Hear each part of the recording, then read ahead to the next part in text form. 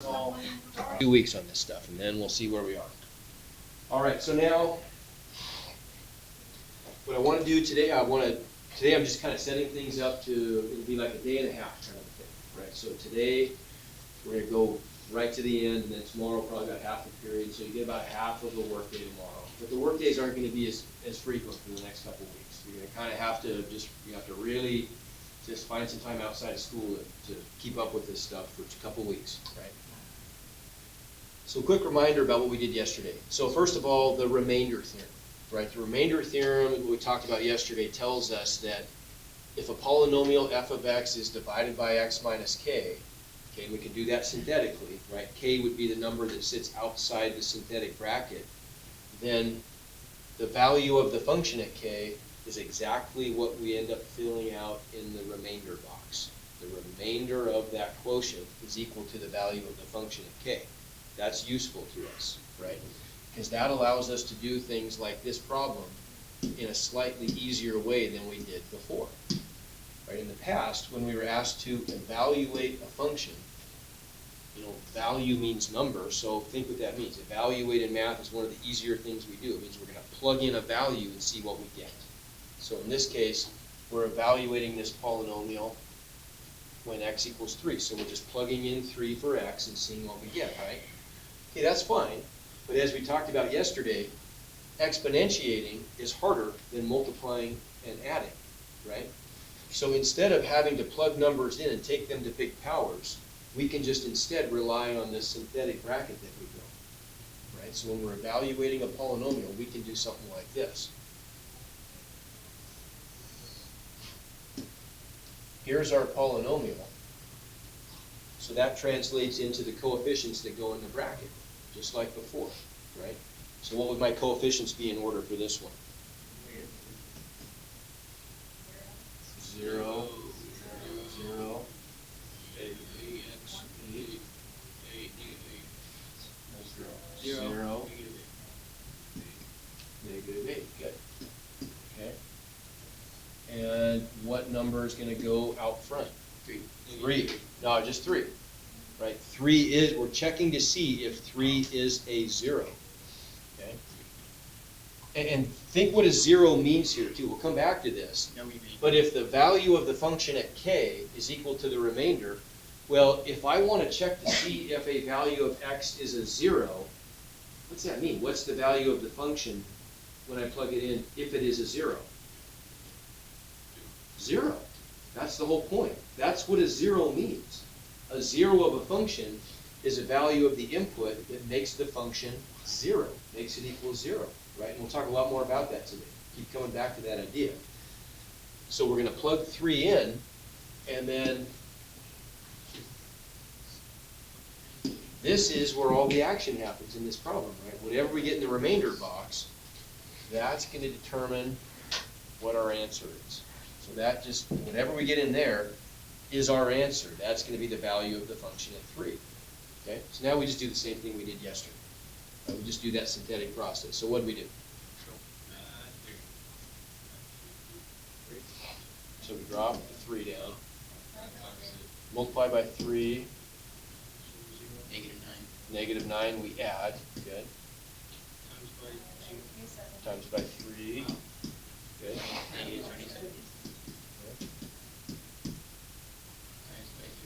So -81, right? Add 8. Good, -73. Okay, now these are starting to get to be bigger numbers, but it's just multiplication. What's 3 times 70? 3 times 270. Oh, 70? Yeah. 210 plus 3 times 3 is 9. 219. It'd be negative, wouldn't it? Okay, now how about this one? So we add those up and we get negative 219. 3 times 219. Well, what's 3 times 210? 630. Plus 3 times 9 is 27. So 630 plus 27. 657. 657, and it's negative, isn't it?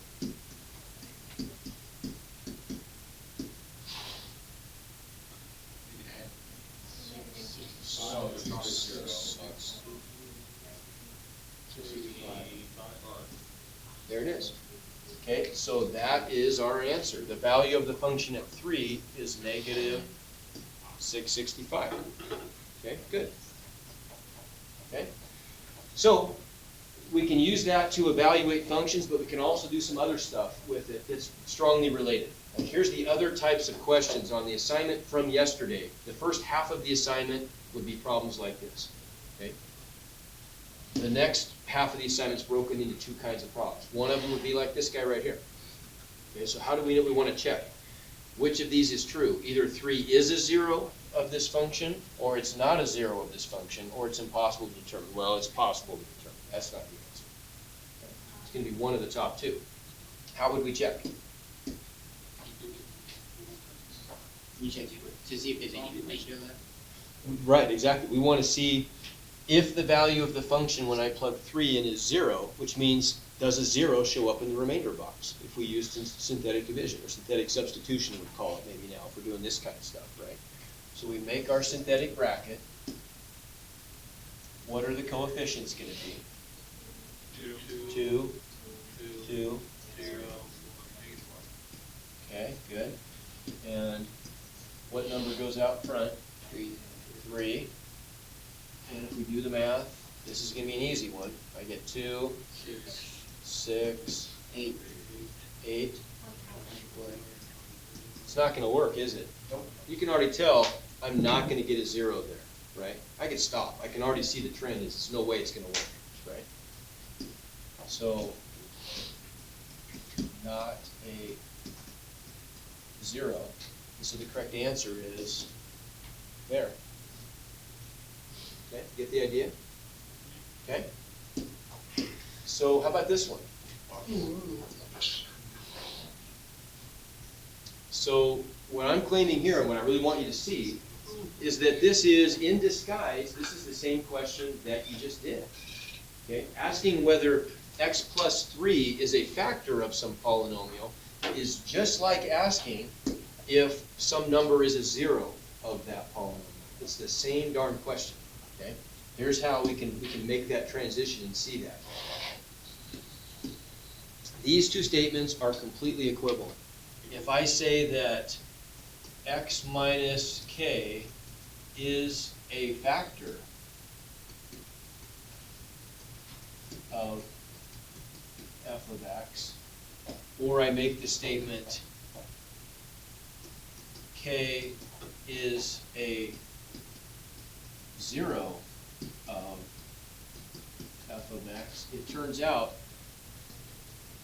that those are saying the very same thing. It's a two-way street. We can easily transition from one to the other whenever we want to, right? So for example, if I say x plus 4 is a factor of some function, that's equivalent to saying, what is a 0? Negative 4.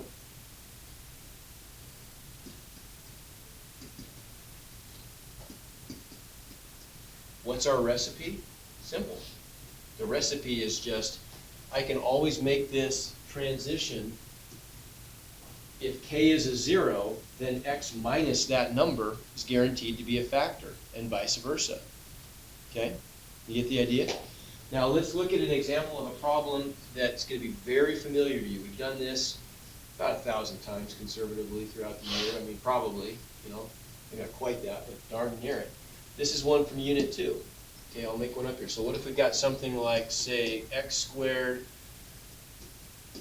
plus 5x equals, or no, minus 36 equals 0. Okay, there's a quadratic equation. We've already got it in standard form. It's set equal to 0. So let's kind of tick through our options here. Can we isolate x? No. Got x squareds and x's. Sorry, that'd be easy, but we can't do it. So before we jump down to something more difficult like the quadratic formula, can we find magic numbers? What would they need to multiply to? What would they need to add to? Okay, so what numbers multiply to negative 36 and add to 5? 9 and negative 4. Good. Okay, so we'd end up with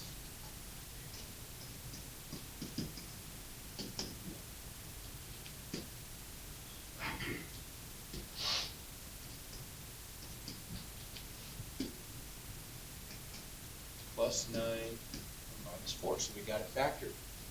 Okay, so we know that x plus 9 and x minus 4 are factors of our quadratic expression, right? Okay, so we want to find here, what we're really trying to do, if we call this whole thing, right here, if we call this whole thing, let's say, f of x, we're trying to find out if that's f of x. Because we're setting this equal to 0, what we're really looking for are the zeros of f of x. That's what we're trying to find, isn't it? We're trying to find the values of x that are going to make this whole thing equal 0. Okay? The solutions of this equation, because it's set equal to 0, are what we call zeros of that function. Okay? So what are the zeros? Say it again. Negative 9. Good. So if we set this equal to 0 and solve, we end up with x equals negative 9 or x equals 4. Okay? Easy. We've done that countless times, right? Okay, one of the problems that we're going to do starting in the very, very near future is we're going to kind of turn that around. I'm going to ask you questions like this. I'm going to say something instead like, okay, let's say given x equals negative 9 and x equals positive 4 are zeros of f of x, build the simplest polynomial with these zeros. What would we do? If I want to build the simplest possible polynomial that has zeros, negative 9 and 4, what would I do? Opposite, exactly. I'm going to do the opposite, aren't I? I'm just going to start off with the zeros, x equals negative 9, x equals positive 4, and I'm going to turn those into factors, right? I know that if that's a 0, then x minus negative 9 must be the factor that goes with it, and this is going to be x minus 4, so f of x is just going to equal the product of those two things, right? Well, what's x minus negative 9? X plus 9.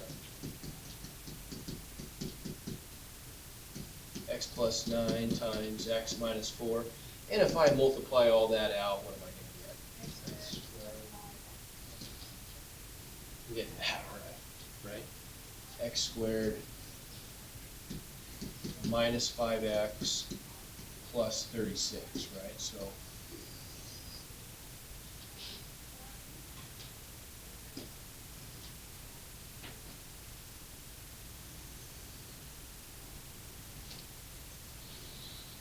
there it is, right?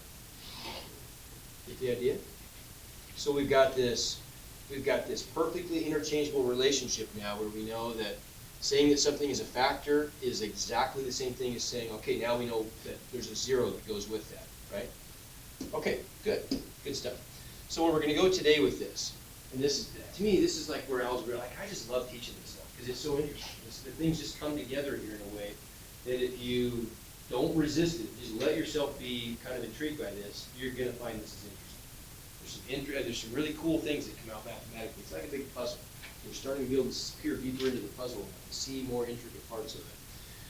So what we're going to look at here, what we're kind of building towards is, and just it's nice to know what the roadmap is, where we're going with this stuff. We've already solved polynomial equations. We've been doing it for a long time. Here's an example of one right there, right?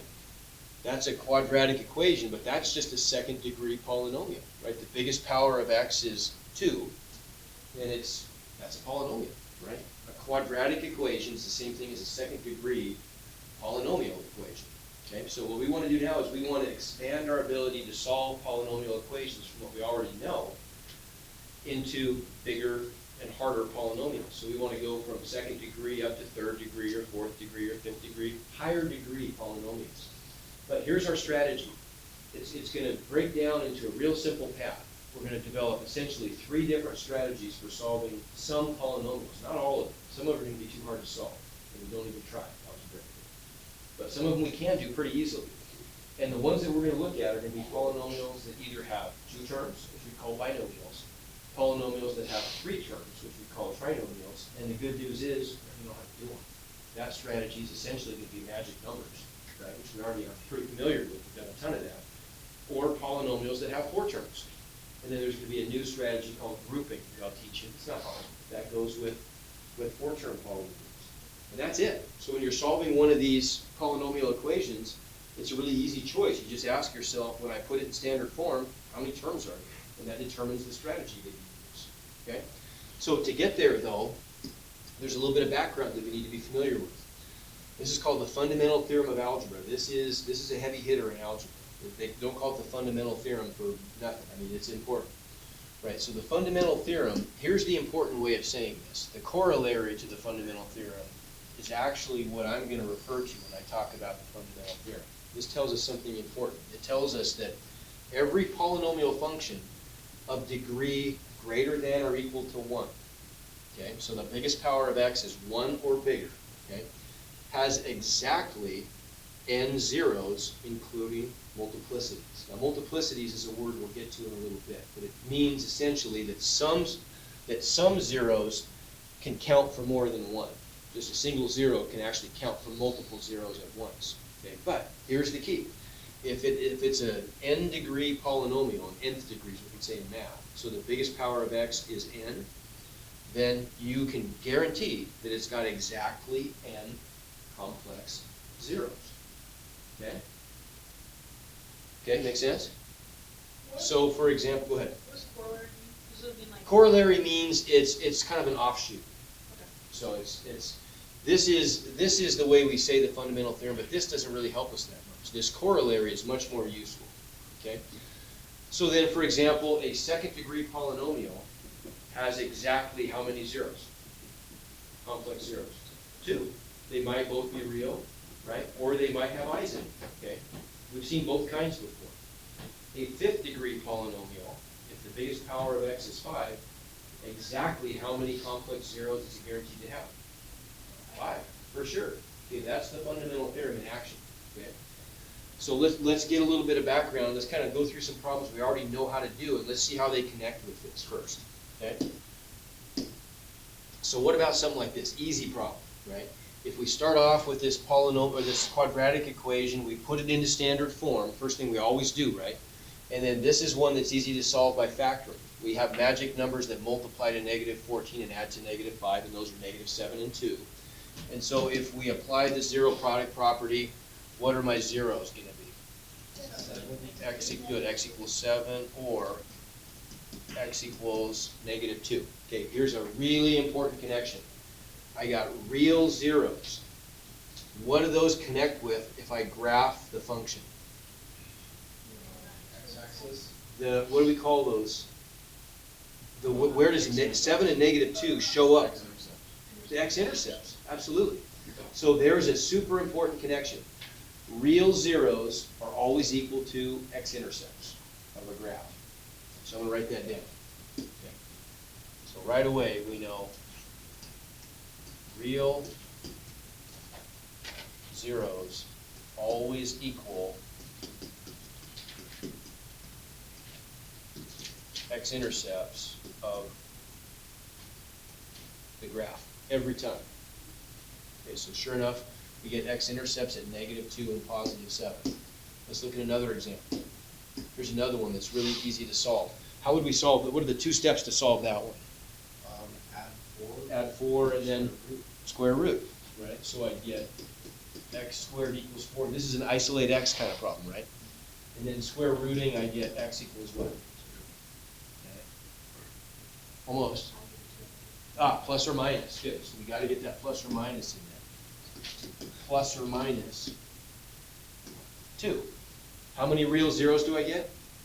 2. So how many x-intercepts should I have? 2.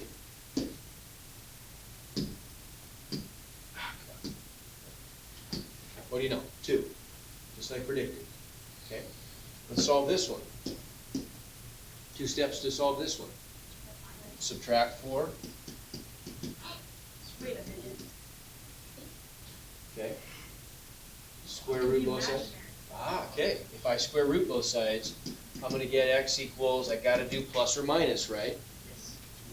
But now I've got that minus there, so I'm going to get plus or minus 2i. Are those real zeros? No, they have i's in them. They're not real. So how many real zeros do I have? 0. How many x-intercepts should I have? 0. Let's check. You're right. Craft the case. What do you know, right? So we end up with no x-intercepts. We got zeros. We got 2 of them as predicted because it was a second-degree polynomial, but they just weren't real, so they did not correspond to x-intercepts. Yes, ma'am? So when you say second degree, does the degree refer to the largest exponent? Largest power of x in a polynomial. That's the degree. Okay? Okay, another one. How about this guy? We're just going to work through some problems we already know how to do. Add 4.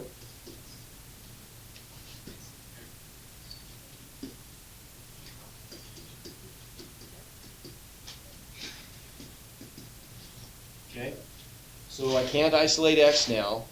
What are my options here? I could use, can I find magic numbers that multiply to 5 and add to -2? No. No, I can't. So what do I probably do? Quadratic formula probably, right? Okay, so warm up your singing voices real quick. Just remind me. X equals B plus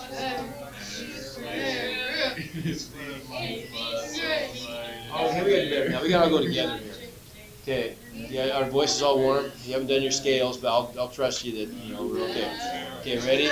X equals B plus or minus square root B squared minus 4AC divided by 2A. There you go. Beautiful. Wow, that was amazing. Okay, so for our problem, what are A, B, and C? What's A? 1. B is -2. C is 5. Okay. So then we're just going to get x equals -b would be +2 plus or minus the square root of -2 squared is 4 minus 4 times 1 times 5. So what's that going to be? 20. Okay. All divided by 2 times 1 is 2, right? Okay, so we could do a couple things here. Well, that's going to give me inside the square root. That's just going to give me a -16, right? That's an I. Imagine. You're right. You're right. There's no x-intercepts if you make a graph out of it. Oh, I did make a graph, but it's not going to have x-intercepts, is it? We already know. Okay, so I'm going to end up with, now I'm going to get 2 plus or minus the square root of -16. What's the square root of -16? 4. I. All divided by 2, right? Okay, but I want to break this up. When I'm writing complex numbers like this, I want to write them in standard form for a complex number. So A plus BI, right? Plus or minus BI. I want to get the real part separate from the imaginary part. So I'll break this up into 2 separate fractions. So I'm going to get x equals 2 over 2 is 1, right? Plus or minus 4 over 2 times I. So a little bit better way of writing that would just be 1 plus or minus 2i. there you go. 1 plus or minus 2i. Now there's something extremely important about this. Okay, first of all, we can see right away that we get no x-intercepts as predicted. Okay, but something even bigger and better and more important comes out of this. Notice that when I get answers that are imaginary, they come in pairs. They come in what we call complex conjugate pairs. So this tells us that if A plus BI, so A is 1 and B is 2, right? if a plus bi is a 0, root means 0, is a 0 of the polynomial, then so is a minus bi. So is 1 minus 2i. Okay? We already saw an example like this a little bit ago. This example right here. Okay? This is the same thing as saying, we don't write it, but there's an invisible 0 there.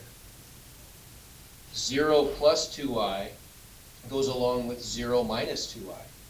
Right? We already got one pair of complex conjugate zeros, even though we didn't know at the time it was a complex conjugate pair. Let me take that out of there. Why is there a need to supply a theorem just to explain the plus or negative? Like, isn't that? Okay, because this is the theorem, because it's a theorem, so it's been proved. This is the theorem that tells us if I get one complex answer with an I in it, I'm automatically guaranteed to get another one that's going to be a conjugate of the first one. They always go together. Okay. So here's my question to you. Now I'm gonna revise the question I gave you earlier. You told me already correctly that if I have a 5th degree polynomial, then that means that I'm going to get exactly 5 complex zeros, right? Okay. Could they all be real numbers?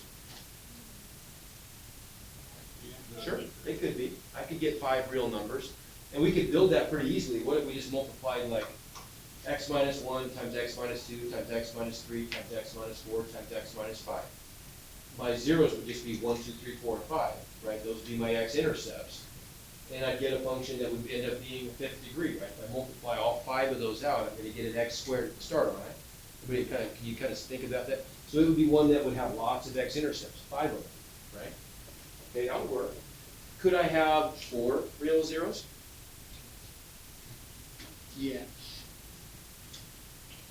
What is suspicious premise? I wonder. Wasn't it? Could I have 4 real zeros for a 5th degree polynomial? No. No. I can't have 4. How come? He's got 5 every imaginary pair.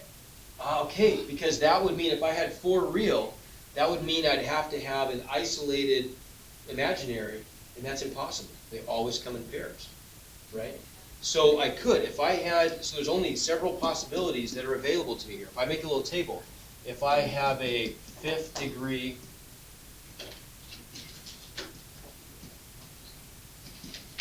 polynomial, then let's keep track. How many real zeros 5. and imaginary 5. zeros could I have? Well, I could have, yeah, I could do 5 and 0. Everybody with me here? Yes. Or I could do 3 real and 2 imaginary, or I could do 1 and 4. Everybody see that? Here's the imaginary. So we're gonna get 4 real and 1 imaginary. They have to come in packets of 2 How come it's not 2 pairs? because of that. Because of the complex conjugate root theorem. Okay? Right? So what this tells us is that if I have a 5th degree polynomial, there's no possible way that I'm not going to have at least one x-intercept, right? But I might have 3 or I might have 5. Okay? Last problem I got to do, and then we're good for today. Okay, what about this guy? I would subtract 2, correct? Okay? So I'd get x squared minus 2x plus 1 equals 0. Okay, what are the magic numbers there that multiply to 1 and add to negative 2? Negative 1 and negative 1. So how could I say x minus 1 times x minus 1? Squared? No, don't. Squared. Right? Oh, yeah, exactly. Okay, everybody agree? Yes. Now, I need your absolute attention here, so focus up here, please. We're almost done, but this is really important. So if that's how this thing factors, I only get 1 0 coming out of this. What's the only solution that I get? If I set this factor equal to 0, I get x equals 1. No, so give me a pencil. Okay, so what gives here? That's so. I thought we had to have 2, right? Isn't that what the fundamental theorem told us? It has exactly n zeros. Unstable electron configuration. No. Okay, what about, here's the key, including multiplicities. Okay, so if we go back and look at this last example, notice that this factor that gave us a 1 is taken to the second power, right? So that tells us right here that this one, even though it only gives us 1 0, it has a multiplicity So of again, 2. just It counts as 2 So again, just refer to exponent to find the degree. to find the multiplicity. Okay. Yeah, you look at the power of the factor to find its multiplicity, okay? Now, you might be thinking, okay, Mr. Ray, that's really fishy, right? I mean, you just did that so you could save the day and have that fundamental theorem work out. It's just, but big deal, right? That's almost like cheating. It's not though. There's something different about this 0. Can you tell me what's different about this 0? The multiplicity really does mean something important. Infinity. Look at that 0. Okay, I do get a 0 at x equals 1, right? There's x equals 1. We're going by 2. So there's 2, there's 1. There's one on the y-axis. Okay, but look at that one. Now look at this picture. See if you can see something different about it. Oh, it's the It's a vertex. Yeah, you look at all the other ones. Now look what happened with these. Okay, when I got individual zeros with multiplicities of 1, right, which is what I got. I got separate. I got +2 or -2. Separate zeros. Each of them had a multiplicity of 1. Look what happens. If the multiplicity is 1, that's like a first power. X to the first power is linear. And so when we look at these x-intercepts, they look like a line crossing through the x-axis. They look linear. If I were to zoom in on these, now please pay attention to this because this is really cool. If I were to zoom in on either one of those and really zoom in, it would just look like a line cutting through the x-axis. Same thing here, right? If I zoom in on those, they're multiplicities of 1, and so they look like lines passing through the x-axis. But when we look at this guy here, it doesn't. If I zoom in there, it doesn't look like a line. It looks like a parabola, doesn't it? Right? So parabolas, because it's got a multiplicity of 2, and x squared is a parabola. So when you see an x-intercept that bounces off of the x-axis like this, you know that it's a multiplicity of 2. Or at least you know it's an even multiplicity. But for us, it's only going to be 2. Okay? Does that make sense? Okay? All right. I don't remember something Yeah. earlier. I don't know what complex zeros are. Complex zeros. Okay, what is a complex number? Just means this. A complex number is a number of the form a plus b times I. So a complex zero just means a 0 that can be written in that form, a plus bi. Okay? So, real quick, 2 minus 3i is a complex number, right? Yes. Is negative 4i a complex number? Yeah, it is. A is just equal to 0. 4i would be the same thing as 0 plus 4i, right? Is x equals 7 a complex number? No. It is. Where's the It's a complex number where b is equal to 0. The complex number, the real number 7 is the same thing as saying 7 plus 0i. And it really is.